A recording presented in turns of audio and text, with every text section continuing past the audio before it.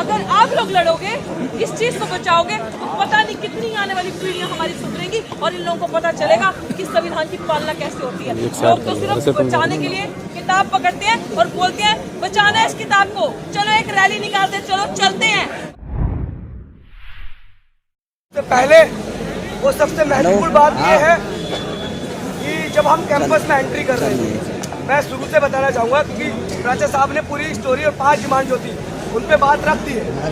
मैं लेकिन इस कैंपस का हाल आप सबसे समझ सकना चाहता हूँ कि पिछले 4 साल से इस कैंपस में लगातार हम छात्र राजनीति कर रहे हैं और लगातार पढ़ रहे हैं। ऐसा माहौल मैंने आज तक नहीं देखा कि हम लोग संवैधानिक कार्य कर रहे हैं, हम लोग शांतिपूर्वक बैठे हैं, उसके बाद डॉक्टर ऑफिस के सामने हथियार बंद लोग, कम से कम 40 CRPF के लोग नीचे आएंगे, नीचे आते फिर से कम से 20-30 CRPF के लोग। मुझे लगने वाला कि ये कैंपस है, मुझे लग रहा था कहीं मैं छावनी में, इसी छावनी में हूँ और जो अमृतसर में बॉर्डर है ना, बाघा बॉर्डर, मैं वहाँ घूम रहा हूँ। लेने भी आ जाएंगे, ऐसी कोई दिक्कत। तो इस तरह का माहौल ये सिर्फ और सिर्फ हमारी डिमांड और हमारी ताकत कि हम लोग जब जब चाइल्ड लड़ेंगे ये लोग ना हमको हाथ लगा सकते हैं और हम और ज्यादा संगठित रूप से मजबूत होंगे।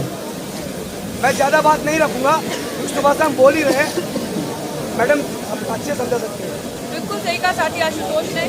हमने लिटरली इस यूनिवर्सिटी में इतने साल दिए हैं, 2011 से ये आज 24 हो गया, ये ऐसा माहौल मैंने पहली बार देखा कि कहीं आपको दीन से बात करनी पड़े। अगर यही संघ से कोई बच्चे जाएं, राइट विंग के कोई स्टूडेंट्स हो, तो उनको इतनी लिबर्टी है कि वो डायरेक्ट जाके बात कर सकते हैं। कोई भी मनुवाली डायरेक्ट जाके दूसरे मनुवाली से बात कर रहा है, लेकिन सिर्फ इसलिए क्योंकि हम दलित बहुजन बच्चे हैं, हमें अधिकार नहीं है स्वतंत्र तरीके से वहाँ बैठने का।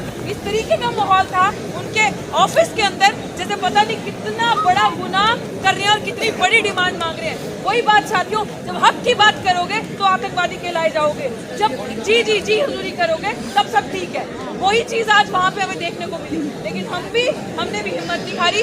हमने भी उनको यही चीज कही कि जिस पहले तो जब बता ही दिया आपको प्राचार्य साहब ने भी, हम चाहते थे डायरेक्ट आला कमान वाइस चांसलर से हमारी बात हो, नीचे किसी भी लेवल से हम बात नहीं करेंगे। लेकिन फिर डीन को हमें वो मैसेज दिखाना पड़ा कि वाइस चांसलर ने उन्हें ऑथराइज किया है, इसीलिए वो हमें परमिशन दे रहे हैं। लेकिन जैसे मैं बार-बार आपको ये बात बोल रही हूँ कि डॉक्टर नौकरी की बात नहीं है।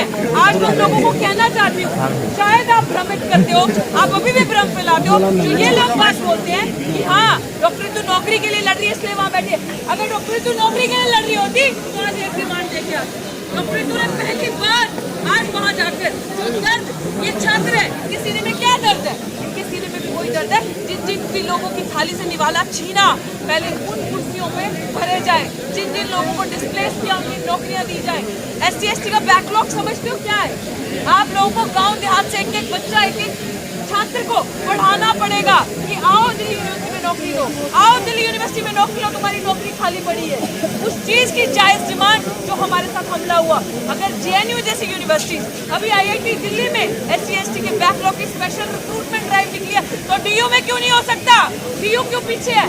लेकिन ये गुंडे, ये मवाली, ये एक जैसी विचारधारा के लोग चाहते नहीं है हमें हमारा हक मिले। लेकिन हमने, बाबा साहब ने कहा है, now we don't have to demand, we have to claim, so we will claim our right। और क्लेम ऐसे ही होगा, क्योंकि आज क्या बाबा साहब सिर्फ अपने परिवार के लिए लड़े थे? क्या बाबा साहब अगर अपने परिवार के लिए लड़े होते तो शायद उनमें से उनके बच्चे या उनके ग्रैंडसन आज हमारे साथ रियल ब्लड खड़ा होता। लेकिन वो हम सब हैं, अब उनके ग्रैंड चिल्ड्रन, हम सब हैं, वो उनके बच्चे। तो हमें वो लोग जिनकी थालियों से निवाले छीनेंगे, जो भविष्य में बच्चे हमारी तरफ देखेंगे, जिस तरीके से हम कई बार परेशान होके अपने बुजुर्गों को गुस्से में कुछ बोल देते कि यार क्या किया आप लोगों ने, अगर आप लोग लड़े होते तो हमारी आज ये स्थिति नहीं होती। वही गाली कोई हमें ना निकाले, वही आग कोई मुंह से हमारे लिए बददुआ न दे या बरसे। इसीलिए आज हमें सबको अम्बेडकर बन के लड़ना होगा, पीछे की परवाह किए बिना हमें देश के लिए लड़ना होगा। क्योंकि बातों से नहीं बार बार ये चीज कहनी कि मूल 85 है, मूल 85 ये है, हमें करके दिखाना होगा। तो करके दिखाने के लिए आज इस लेवल पे, आज ये जो सब, मैं तो बहुत शुक्रिया अदा करती हूँ भाई आपका, आप यहाँ पे आए, मंजीत भाई, अन्य नेता जितने भी, और जो लोग इस प्रोटेस्ट की पहले दिन से नींव बन के बैठे रहे मेरे साथी आशुतोष का बहुत बहुत धन्यवाद। और जितने भी छात्र यहाँ खड़े हैं, अगर आप लोग लड़ोगे, इस चीज को बचाओगे, तो पता नहीं कितनी आने वाली पीढ़ियां हमारी सुधरेंगी और इन लोगों को पता चलेगा कि संविधान की पालना कैसे होती है। लोग तो सिर्फ बचाने के लिए किताब पकड़ते हैं और बोलते हैं बचाना है इस किताब को, चलो एक रैली निकालते हैं, चलो चलते हैं, बचाते हैं। लेकिन नहीं, this is the time practically जमीन पे करके दिखाना संविधान की पालना कैसे की जाती है, वो हम करके दिखा रहे हैं, ऐसे की जाती है पालना। और आपके सामने ही है कि मुट्ठी भर पुलिस वाले हैं, मुट्ठी भर लोग हैं, लेकिन ये आपकी ताकत है जो आज हुआ है, ये आपकी ताकत है। अभी कुछ मिनट में रिजल्ट भी आएगा। तो मैं आप सबसे यही चाहती हूँ, इसी तरीके से धैर्य पेशेंस अगर हम बनाए रखें। मैं मानती हूँ ठंड है, सारी चीजें, लेकिन आपकी बहन इसलिए इनको 45 दिन से अनडिफीटेड इस आंदोलन की मुहिम को लड़ते आ रही है कि अब समझौता नहीं होगा किसी भी तरीके से। क्या आप बर्दाश्त करेंगे कि आपकी